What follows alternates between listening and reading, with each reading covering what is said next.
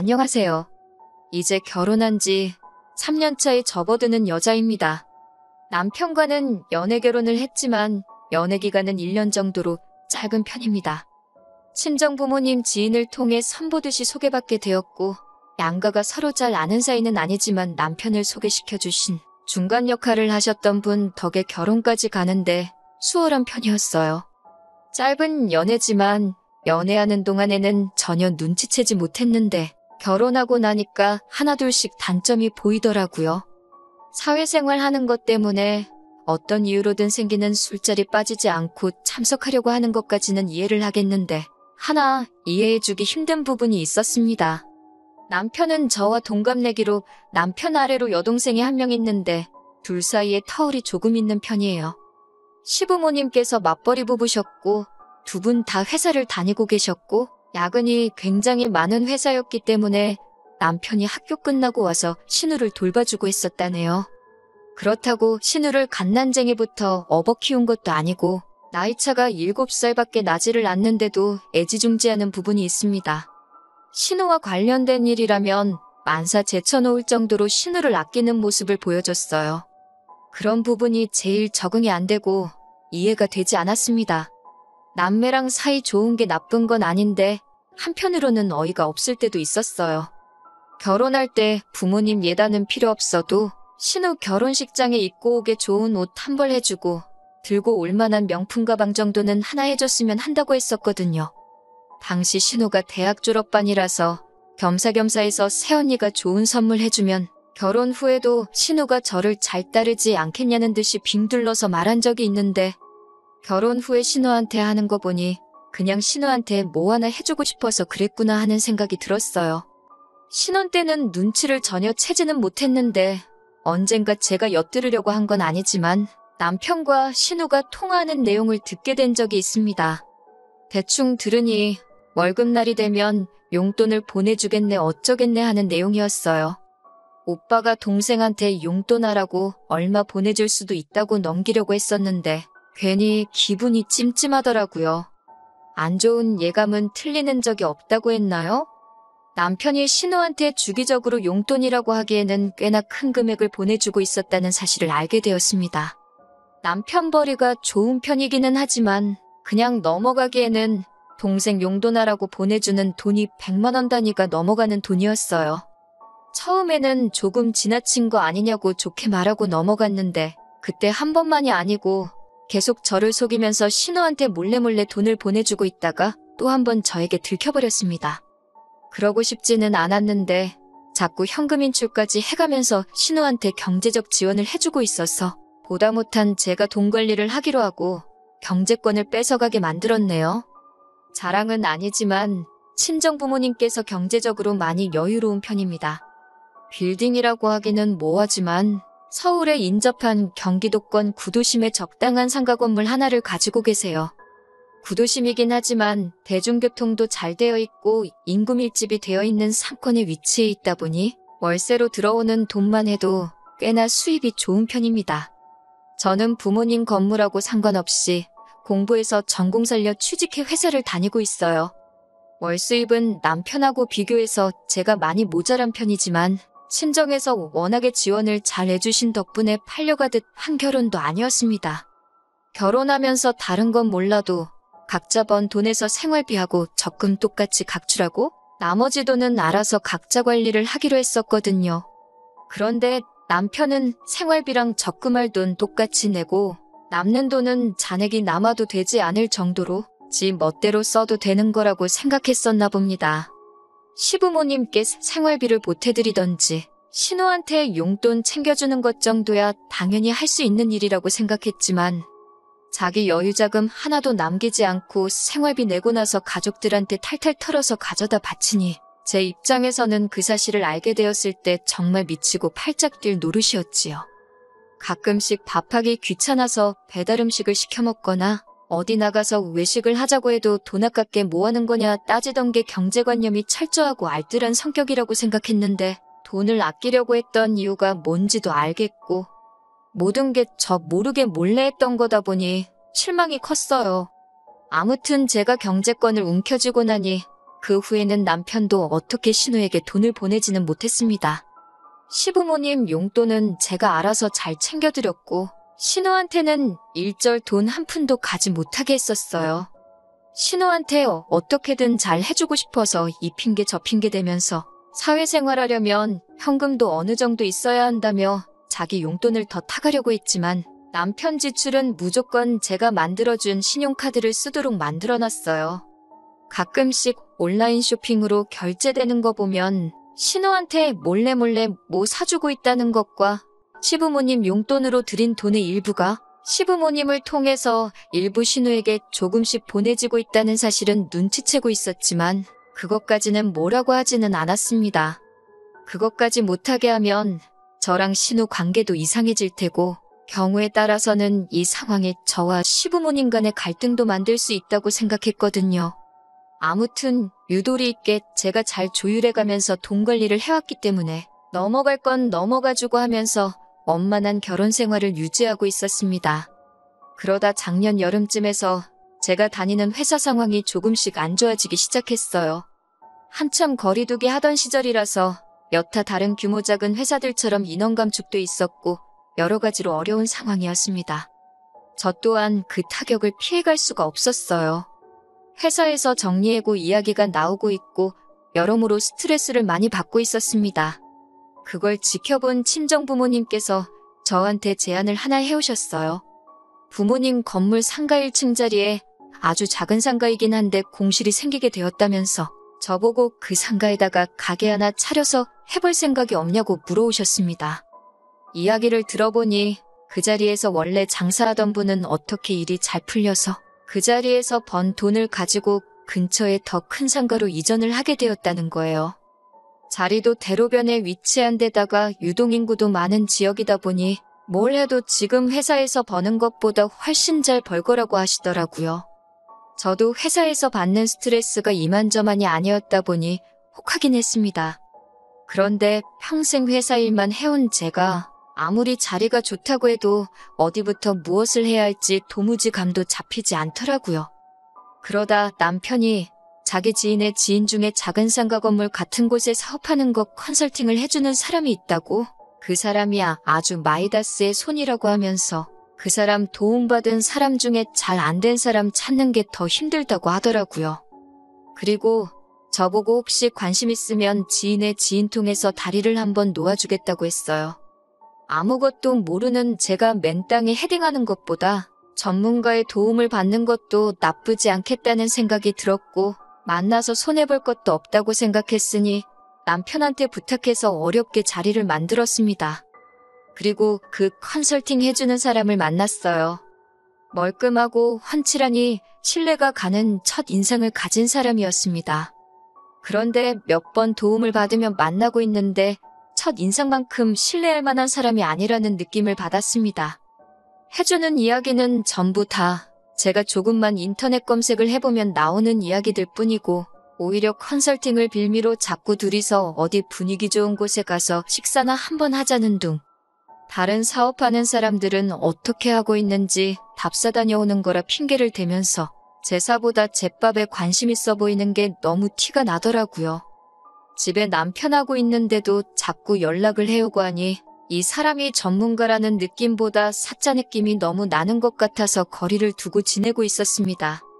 그렇게 무슨 사업을 할까 알아보는 와중에 쓸데없는 걸로 시달리다 보니 너무 질리기도 했고 시간이 지나고 나니 회사 사정이 점점 나아지게 되면서 정리해고 이야기도 쏙 들어가게 되었고 힘든 시기에 실적이 좋았던 사람인 저한테 좋은 자리까지 제안이 들어왔습니다. 그래서 저도 가게 하는 것도 좋지만 역시 제가 공부해오고 잘하는 일 하는 게 좋겠다는 생각에 가게 차리는 건 그만두기로 했어요. 그런데 남편이 저한테 왜 가게를 안 하냐고 하면서 자리가 아깝다고 하는 겁니다. 그 자리에서 장사하던 사람이 돈 벌어 나간 거 보면 자리 좋은 건 안 봐도 뻔한 거고 비슷한 업종으로 가게를 차리면 그 장사하던 사람이 만들어 놓은 손님도 그대로 가져가는 거나 마찬가지인데 너무 아깝다고 하는 거예요. 일리 있는 말이긴 하지만 제가 장사는 해본 적 없고 엄두가 나질 않아서 못하겠다고 말했습니다. 남편은 그럴 거면 그 자리에서 신우가 장사를 해보게 하는 건 어떻냐고 물어왔어요. 처음엔 저도 또 신우냐고 하면서 지 동생 득대는 거라면 아주 발벗고 나선다고 질색을 했습니다. 그런데 남편이 신우가 대학 졸업하고 자리를 못 잡고 있으니 아무래도 오빠인 자기가 더 신경을 쓰는 게 아니겠냐고 하더라고요. 이제 신우가 자리 잡고 자기 앞가림 스스로 하게 되면 자기도 신우한테 앞으로 뭐 퍼줄 일도 없고 신경 쓸 일도 없지 않겠냐며 그게 자기도 바라는 바라고 합니다. 그 말이 묘하게 설득되기도 해서 친정부모님께도 한번 물어봤어요.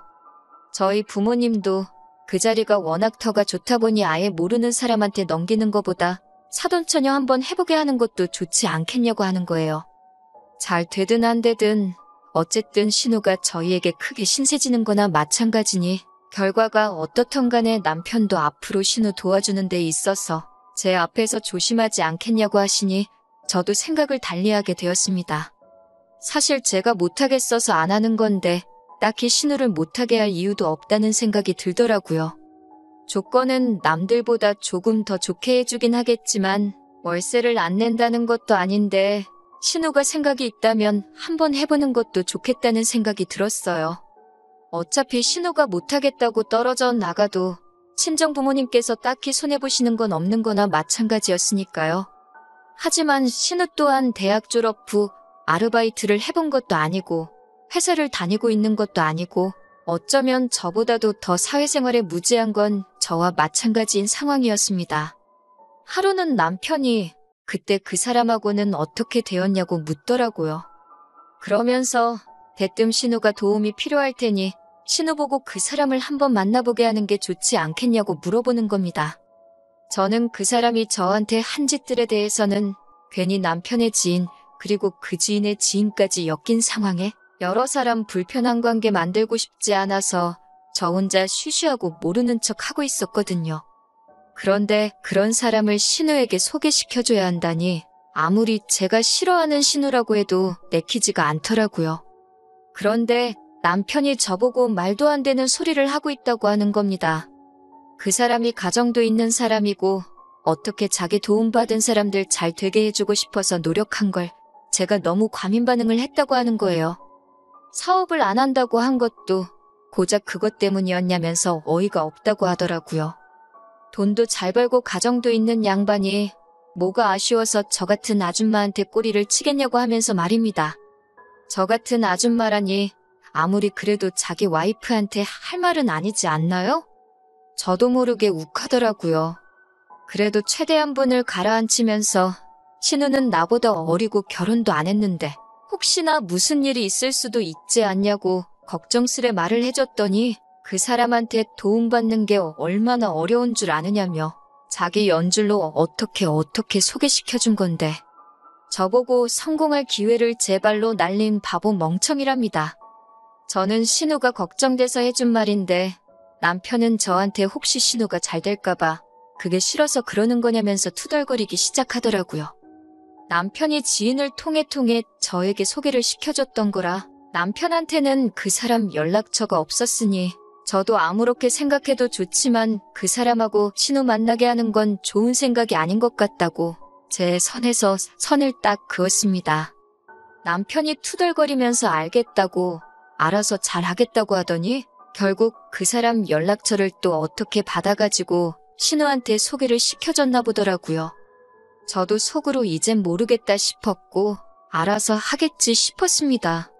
신우가 무슨 가게를 열지 잘 알아보고 있는 것처럼 말하더니 3달이 지나도 사업 시작은커녕 공사도 들어가지 않았더라고요.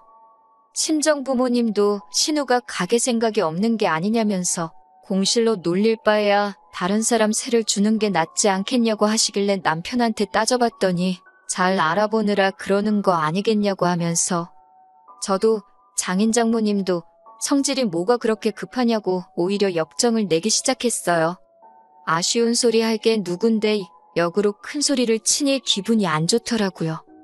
친정부모님께서도 많이 기분 나빠하셨지만 다 잘 되자고 하는 일이라고 겨우 눌러 참았습니다.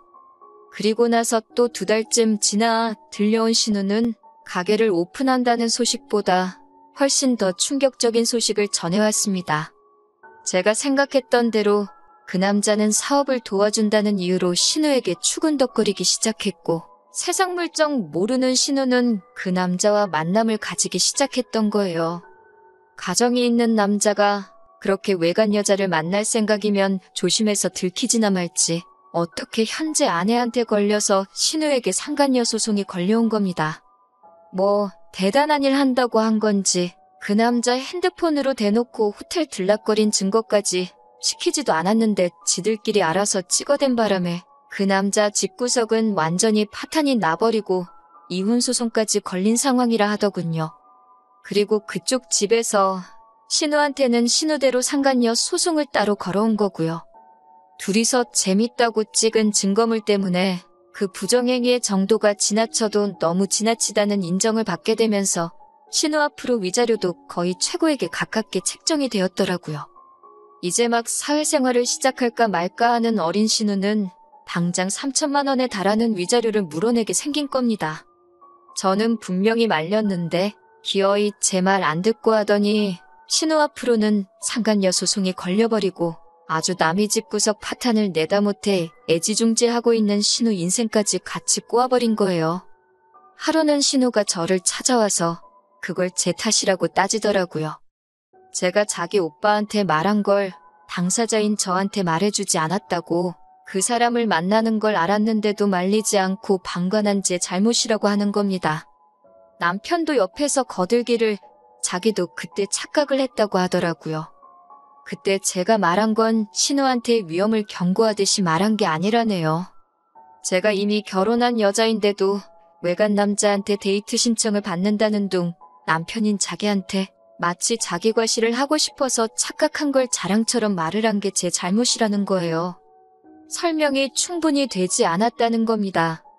이게 말인가 똥인가 웃기지도 않아서 상대도 해주기 싫었는데 신우가 이게 다 저 때문에 벌어진 일이라고 우기면서 저보고 자기 앞으로 걸린 위자료를 내달라고 하는 겁니다. 그리고 그이 앞으로 걸린 위자료도 저보고 내주라는 당치도 않는 개소리를 하더라고요. 내가 신우, 네 것도 내줄 생각 없지만 그 자식 위자료는 왜 나한테 찾느냐고 따졌습니다. 그러니 신우가 한다는 말이 두 사람 위자료를 제가 해결해주면 그 자식이랑 지랑 새살림을 차릴 계획이라는 거예요. 그러면 자기 앞으로 걸린 상간녀 꼬리표도 사라질 것이고 오히려 뒤늦게 찾은 진정한 사랑을 이룩한 커플이라며 동정표를 받을 거 아니냐입니다.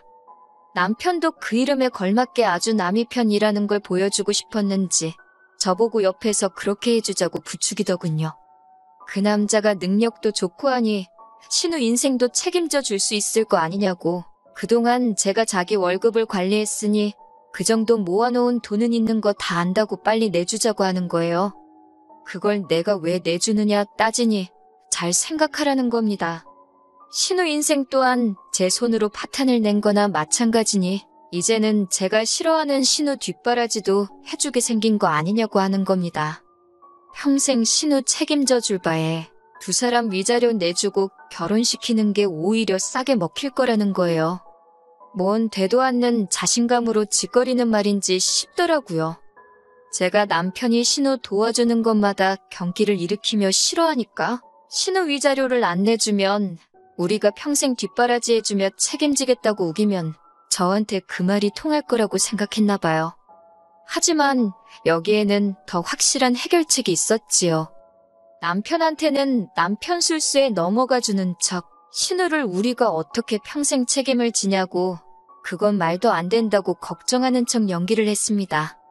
남편은 자기 꾀가 통했다고 생각했는지 어깨에 잔뜩 힘이 들어가서는 그러니까 자기가 여태 벌어온 돈으로 신우랑 신우가 그이라고 부르는 그 바람둥이 놈의 위자료를 내주라고 하더군요. 저는 알겠다고 대답했지요. 남편은 나름 머리를 굴려서 말했던 것 같아요. 제가 경제권을 가져갔지만 자기가 벌어온 월급이 우리 재산에 포함되어 있으니 그 돈을 자기가 원하는 대로 써도 된다고 주장하려고 했던 것 같습니다. 남편한테 당신이 벌어온 돈으로 신우 위자료 내주면 되는 거냐고 재차 물어봤고 신우가 보는 앞에서 그렇게 하겠다고 대답하는 걸 드러냈어요. 그리고 남편한테 이혼하자고 말했습니다. 합의 이혼은 절대 못 해주겠고 재산 분할은 당신이 벌어온 돈 그대로 돌려줄 테니 그 부분에 대해서는 토달지 말라고 했습니다. 대신 파탄의 원인인 당신과 신우한테는 나 또한 위자료 청구를 해야겠다고 말했어요. 어차피 신혼집이래봐야 제가 결혼 전부터 전세 얻어 살고 있던 집에 차렸기 때문에 남편이 돈 몇 푼 벌어온 것만 돌려주면 더 이상 분할이고 뭐고 할 필요가 없었거든요. 신우가 정신 차리기에는 3천이라는 위자료가 모자른 것 같아서 제가 좀 더 위자료 내게 만들어주겠다고 했습니다. 막상 소송 끝나고 보니 결혼기간도 짧고 해서 신우한테는 위자료 500밖에 뜯어내지 못했지만 충분히 참교육이 되었다고 생각해요. 남편은 자기가 뱉은 말이 있어서 자기가 여태껏 벌어온 돈 돌려받아서는 신우 결혼시키겠다고 그 남자 위자료부터 내줬다고 하네요. 남편도 저한테 위자료 줘야 할 게 있고 모아놓은 돈이 그거 전부 다 내주고 나올 만큼 많지도 않아서 신우 위자료는 그쪽 집에 분할로 내주기로 했답니다. 그런데 웃긴 건 그 남편이 위자료 내주자마자 신우는 상대도 해주지 않고 다른 여자를 만나고 다닌다고 하는 것 같더군요. 하기야 가정이 있을 때에도 그렇게 여기저기 추파를 던지고 다녔는데 이혼하고 자유의 몸이 되었는데 뭣도 없는 신우가 눈에 들어오겠어요? 사업 상담한다고 돈 좀 모아놓은 사람들 만난다고 사회생활 시작도 전에 소송위자료로 빚더미에 앉아있는 신우는 그렇게 소박맞고 그 남자한테도 처참히 버려지고 말았다네요. 욕심이 험하니 벌을 받은 거라고 생각해요. 남편은 이제 평생 예지중지하는 신우 뒷바라지 해주면서 살아야 하니 어떻게 보면 제가 소원 성취해준 거나 마찬가지네요. 아직 자기 빚에 신우 남은 위자료까지 내주려면 2년은 꼬박 돈 한 푼도 쓰지 않고 모아야 할 텐데 신우 뒷바라지 해주면서 그 일을 할 수 있을지 싶네요. 저렇게 된 거 보니 너무 후련하고 한편으로는 처음에 신우한테 돈 가져다 바치고 그럴 때 진작에 이혼을 했을 거라는 후회도 살짝 남네요. 지난 일 후회해서 뭐 하겠어요. 후회할 시간에 이제 제 앞에 펼쳐질 새로운 날들을 위해서 더 노력하는 사람이 되어야겠습니다.